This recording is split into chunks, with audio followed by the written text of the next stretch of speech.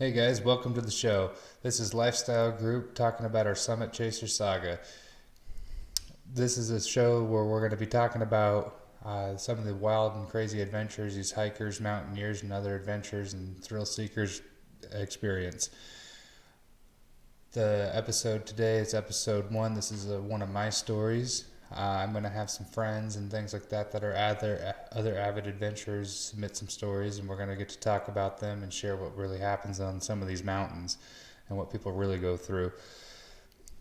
We're going to be telling the stories that most people never get to hear, but always want. So again, this is going to be one of my stories. A little bit about me. I work on power lines. For what I do for fitness and cardio to stay in shape, to be adventuring in the mountains and stuff, is I am a long distance runner. And what I do for fun is I like to hike, climb, mountaineer, kayak. I like to mountain bike. I like to snowshoe. A little bit of everything. If you can do it in the mountains, I'm probably into it or trying to get into it. I like the thrill. That's usually my hobby. Every weekend I'm out exploring and doing new things. Always the bigger and better adventures. Another thing about me is I've climbed a lot of mountains, a lot of volcanoes. So far, my biggest volcano that I climbed was Mount Shasta. I soloed that. I soloed Mount Adams 4 times, and Helens, and attempted Rainier. Ended up getting injured, but that is rock hit me, but that's a story for another time. One of the places you can find me at is nwtrailgoat on Instagram. That's my handle, and that's where I post a lot of my personal journey. My crazy adventures are on that page. And I also am pretty big into Reels and TikTok. On TikTok, it is the LYFstyle Group, and on Facebook, there is the LYFstyle Group as well. I'll post links in the description.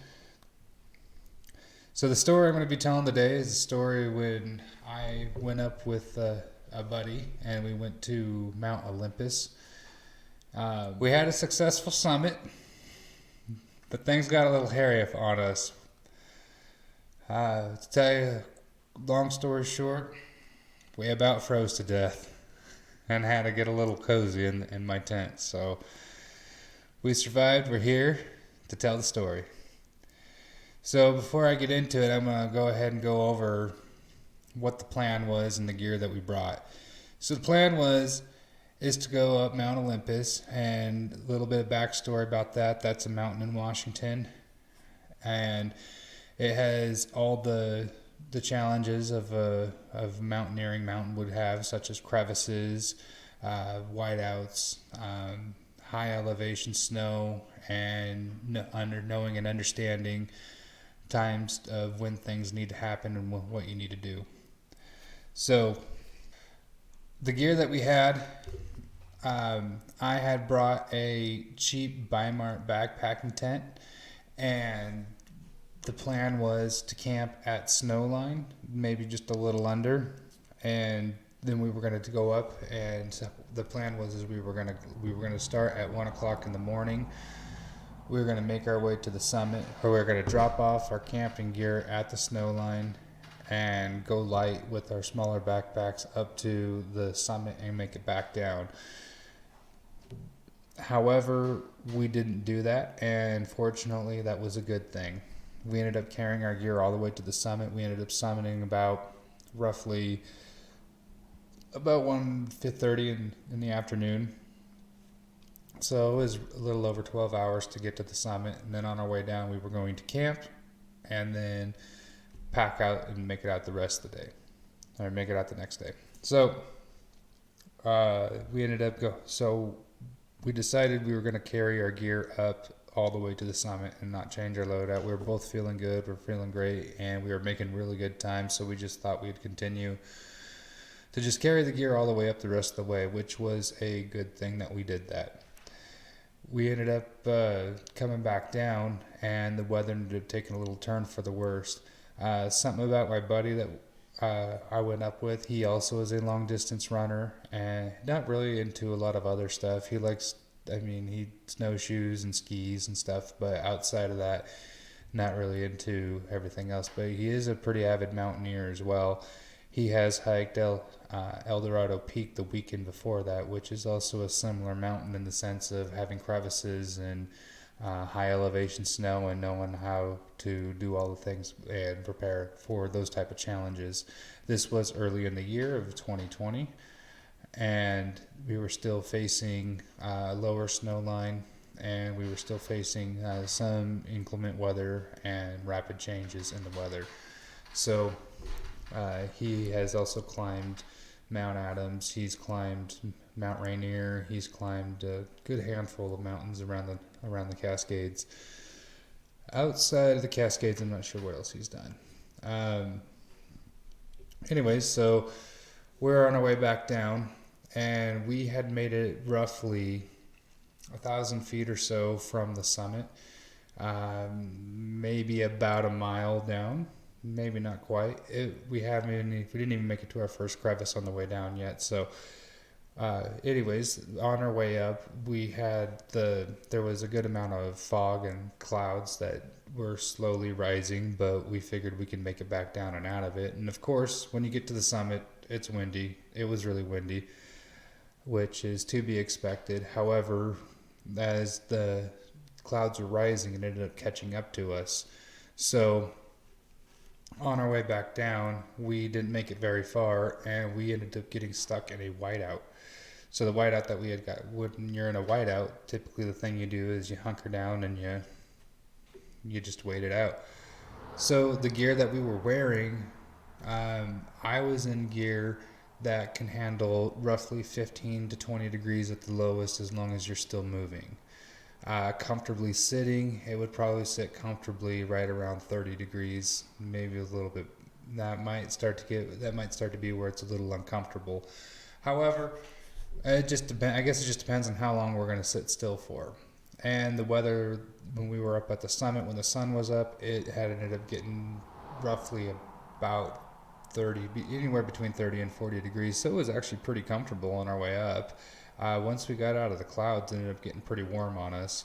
Definitely needing all the sun protection we could possibly get. So a lot of sunscreen and sunglasses, because like I said, it was great weather and we were sweating pretty good.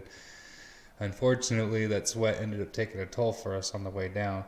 So once we started heading back down, and also he was wearing roughly about the same type of gear that I was. So sitting roughly comfortable 15, 20 degrees, moving would have been fine. We did bring a couple extra layers. At one point, we did shed a layer. So, I mean, like I said, the weather was pretty nice, and we did prep a little bit extra for just in case type of situation. However, the just in case situation that we got into was a little bit more than what we had planned for. So, on our way back down, we came down and we ended up getting stuck in the whiteout. The clouds rose. We got to the point where we couldn't even see our boots anymore. We could barely hear each other. That wind was howling. It was roughly at about 80 miles an hour, if I had to guess. It was at the point of actually tipping us over. So we got a little concerned, and we hadn't even made it down to our crevice yet, and we know at some point we're going to end up coming up on it. And if we weren't seeing our boots, we figured this is probably where we should stop. So we ended up deciding that it was a good place. It was fairly flat. We didn't seem like we were at much of an avalanche risk in the area that we were at the moment.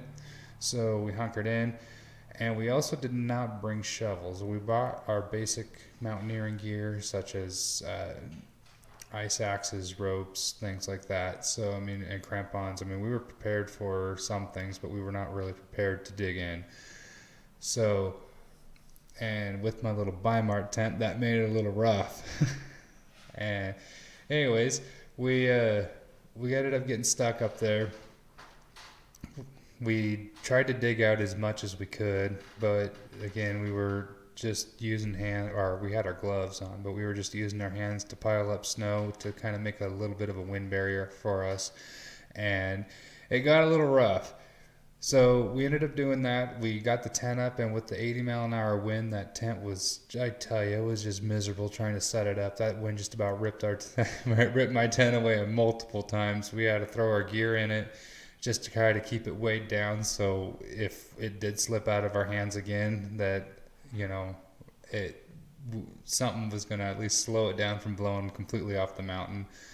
Uh, we had we had him holding it down, and I was trying to run the stakes through, and it was pretty rough. And we, like I said, we tried to get the wind barriers built up as much as possible. It did end up snowing on us pretty hard, and we were freezing we kept frosting over on our faces and hands, and we were covered in snow. It was pretty fun. Definitely made for some good pictures.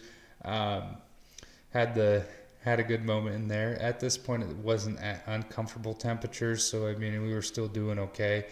Not like at a frostbiting temperature at this point. So we ended up getting the tent set up.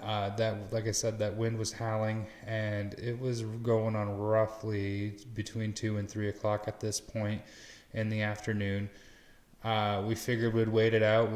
We were hoping that when the sun went down, that we were going to be able to pack up and get out of there before things got too nasty on us, especially up at the summit. So, and like I said, it was still fairly early in the year that we ended up. We were risking quite a bit on this one, with waiting for the sun to go down that high up in elevation.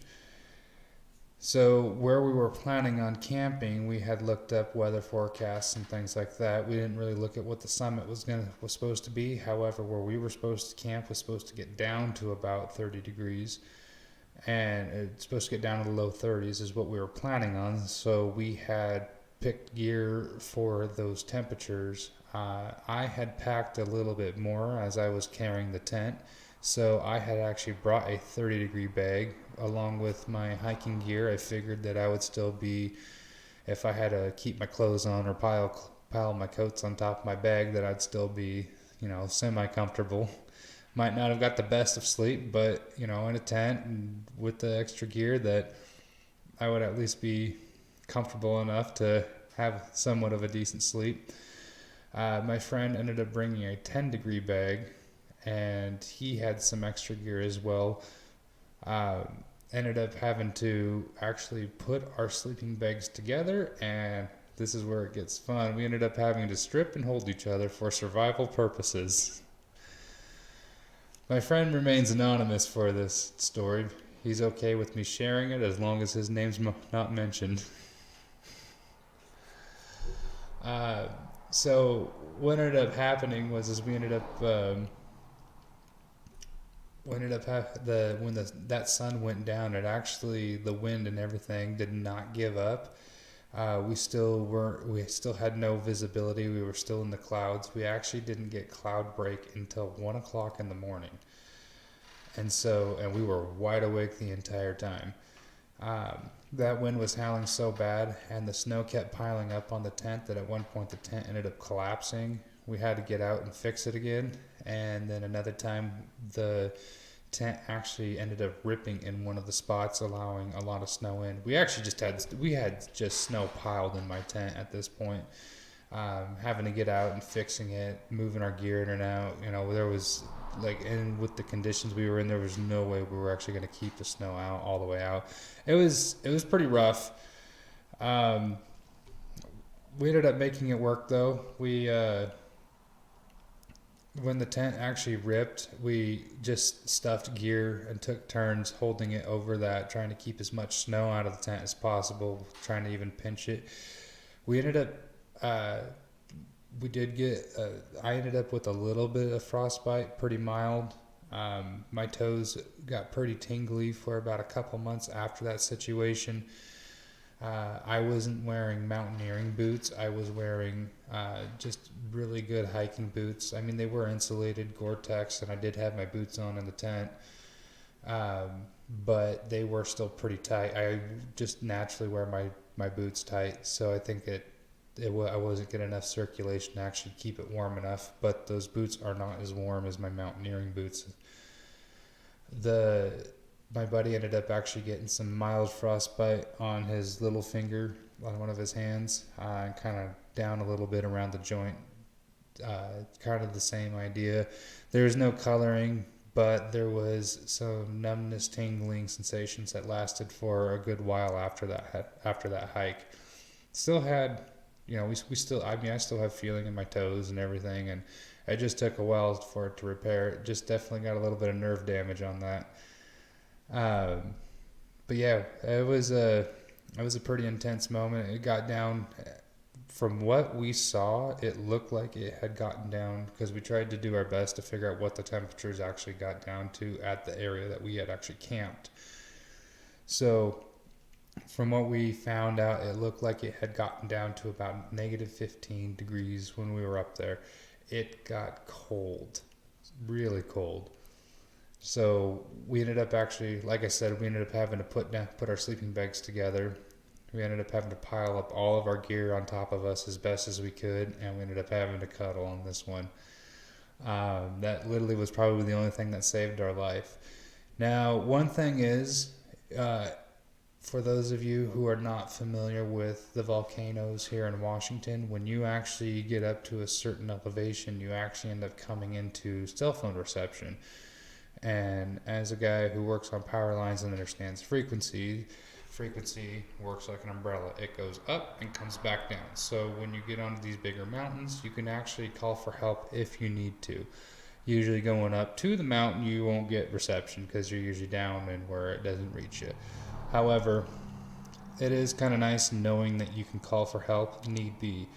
We were both figuring, though, with the windstorm that we were currently in, that we probably were not going to get a helicopter to come save us. We more than likely were going to end up with people coming up to find our bodies. We were both kind of at a point where we didn't think that we were actually going to come down off that mountain at one point. We were really cold. We had ice all over us. Any exposed skin that we had, like our faces and stuff, we were having snow built up around everything, even inside the tent, because like I said, there was a tear in it that did allow to have a lot of the wind breaking through. It got pretty rough up there. So anyways, we ended up waiting it out. We ended up surviving. 1 o'clock came, the clouds started to part, the wind ended up dying off, and we ended up deciding we better get out of there where we can, because we're not going to, if the wind picks up again or another cloud comes in, there's no way we're making it down, because we still had a crevice to cross. We still had a long ways to go before we got into where it was warm. And we had already burned up a lot of calories just trying to keep ourselves warm as it was.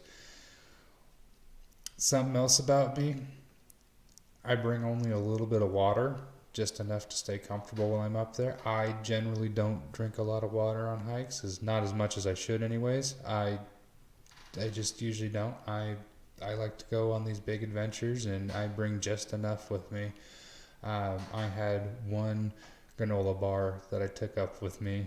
He had a banana, a pack of boiled eggs, and one granola bar with him as well. I told him he should just keep it because he brought it. It's for him. He ended up sharing half of a boiled egg with me because at one point it did look pretty good, and I did need some extra calories. He had brought a little extra water. I drank mine and then just a few drinks off of his. Fortunately, we had a little extra. He brought a little extra because he knew I was going to carry the tent, so it was kind of nice. I had a little extra calories for myself to stay warm. But yeah, there was really, we were kind of really in a rock and a hard spot on that one. We ended up just deciding that, like I said, once the storm part, we just got out of there. We got down off the crevice. We just headed straight back for the truck, and we made it back in one push after that. So pretty much Mount Olympus was taken in one push. We just took a long break at one point, but that long break got pretty scary. So, and now we're here to tell the tale. So from that experience, definitely, I learned to invest. I needed to invest in a nicer tent. I have, I got one that's a little bit lighter and a little bit warmer at the same time. So I ended up having to get that. I now I always bring a little bit nicer sleeping bag with me while I'm heading up there as well. So you never know in those situations what's going to happen. So I learned to pack, and I learned to pack properly. I mean, you just kind of learn as you go sometimes. Sometimes you got to learn the hard lesson on what to bring, especially when you know that it is early in the year and the weather does change. You don't know if you're going to get stuck up there. It definitely makes things exciting. I'm sure some of you guys that would like to submit some of your stories would probably agree that some of these things just makes for the better story and makes you want to go even more for the next round. So, like I said, definitely learned some things on that. It was a fun experience. Definitely made a memory. He wasn't so fond of how we had to survive, but other than that, he definitely enjoyed the experience of being up there and having to hunker in and coming close to not making it off the mountain. So that's it for this story. If you guys have any thoughts or anything, just leave them in the comments. So if you find these stories fascinating, please like, subscribe, follow. Tell your friends about this. If you have a story of your own, go ahead and message me either through Facebook or Instagram, and that was the Summit Chasers, episode 1. We'll have a lot more of these, and it doesn't have to be crazy weather. If it's something that some crazy adventure that you experienced, whether it be or a great feat that you accomplished, feel free to send them in. We'd love to hear them, and I'm sure a lot of people would also like to hear these stories as well. Thanks, guys.